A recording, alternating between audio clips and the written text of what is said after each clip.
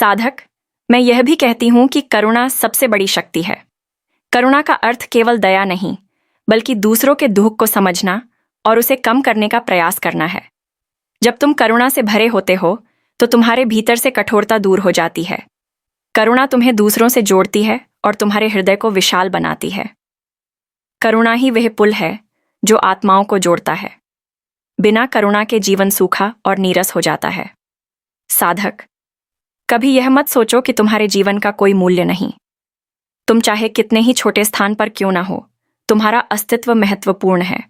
जैसे ब्रह्मांड में प्रत्येक तारा अपनी रोशनी से अंधकार को तोड़ता है, वैसे ही तुम भी अपनी रोशनी से संसार को प्रकाशित कर सकते हो। तुम चाहे एक शब्द से, एक मुस्कान से, एक छोटे से कर्म से भी किसी का जीवन बदल सकते हो। इसलिए अपने मूल्य को पहचानो और कभी स्वयं को तुच्छ मत समझो। साधक, मैं तुम्हें यह रहस्य भी बताती हूँ कि हर दुख तुम्हें नया आकार देता है। दुख को शत्रु मत मानो, दुख को शिक्षक समझो। जब तुम दुख से गुजरते हो, तब तुम और मजबूत बनते हो। जैसे सोने को आग में तपाया जाता है, वैसे ही आत्मा को दुख की अग्नि में तपाया जाता है। यदि तुम दुख को स्वीकार कर लोगे, तो वह तुम्हें शुद्ध करेगा, और यदि तुम उससे भागोगे, तो वह तुम्हें और बांधेगा। इसलिए दुख को अपनाओ और उसमें छिपे पाठ को सीखो। साधक, संसार में सबसे कठिन साधना है स्वयं पर विजय प्राप्त करना। लोग दूसरों को जीतने की कोशिश करते हैं, परंतु स्वयं को जीतना भूल जाते हैं। असली युद्ध बाहर नहीं, भीतर है। तुम्हारे विचार, तुम्हारी इच्छाएं, तुम्हारे भय, यही तुम्हारे शत्रु हैं। यदि तुम इन्हें जीत लेते हो, तो तुम्हें कोई बाहरी शत्रु पराजित नहीं कर सकता। इसलिए प्रतिदिन स्वयं से युद्ध करो, स्वयं को अनुशासित करो। यही सबसे महान साधना है। साधक, प्रेम और श्रद्धा ही मेरे द्वार खोलने की कुंजी है। तुम चाहे कितने ही मंत्र जपो, कितने ही अनुष्ठान करो, यदि तुम्हारे भीतर प्रेम और श्रद्धा नहीं है, तो सब व्यर्थ है। परंतु यदि तुम्हारा हृदय सच्चा है, तो एक बार मुझे पुकारना भी तुम्हें मेरे चरणों तक पहुंचा देगा। मैं तुम्हारे मन की गहराई को देखती हूँ, तुम्हारे कर्मों की निष्ठा को देखती हूँ। इसलिए बाहरी आडंबर मत करो, सरल रहो, सच्चे रहो। यही मार्ग है। साधक, जीवन को एक अवसर मानो। यह अवसर केवल भोग के लिए नहीं, बल्कि आत्मा को ऊंचा उठाने के लिए है।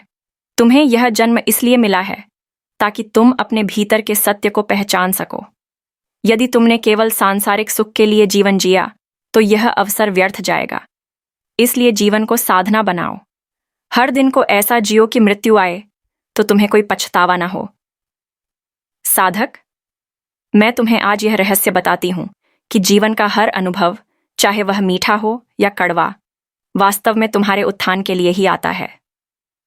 तुम जिन कठिनाइयों को शाप मानते हो, वे वास्तव में मेरे वरदान हैं, क्योंकि कठिनाई ही तुम्हें मजबूर करती है कि तुम अपनी सीमाओं को तोड़ो।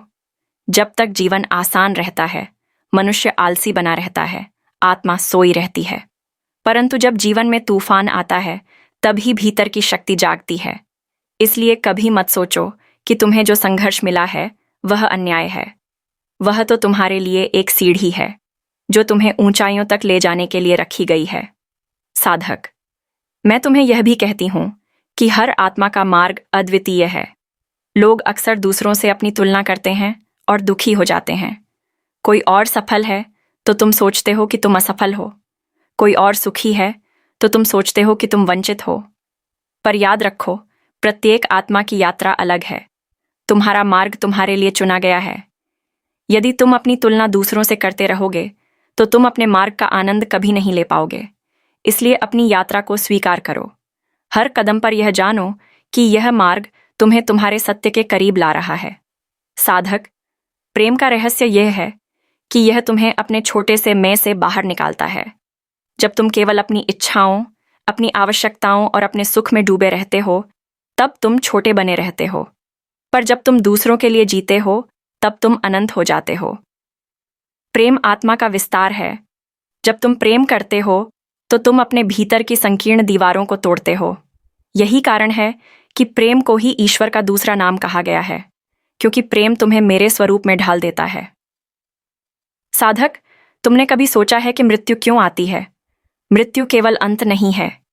मृत्यु एक परिवर्तन है। जैसे एक बीज मिट्टी में दबकर सड़ता है, पर उसी सड़न से अंकुर फूटता है, वैसे ही मृत्यु से नया जीवन जन्म